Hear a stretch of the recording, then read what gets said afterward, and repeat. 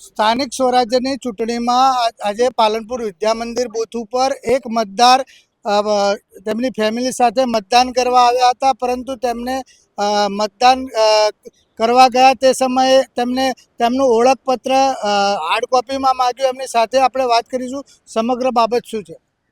મારું નામ રાજેશભાઈ પરિહાર છે. હું અહીંયા અત્યારે વોટિંગ કરવા આવ્યો હતો. હું અને મારી પત્ની, મારી જોડે હાર્ડ કોપી નથી, પણ મોબાઈલમાં મેં એમને કીધું કે મારા ઓરિજિનલ ડોક્યુમેન્ટ છે, બરાબર. એમને માન્ય રાખ્યા નહીં. એટલે હવે હું ઘરે જઉં છું અને હાર્ડ કોપી લઈ અને આવું છું. લોકોને શું અપીલ કરો? લોકોને એ જ કે ભાઈ બધા પોતપોતાનું આધાર કાર્ડ અથવા ચૂંટણી કાર્ડ સાથે લઈને આવે વોટિંગ કરવા માટે.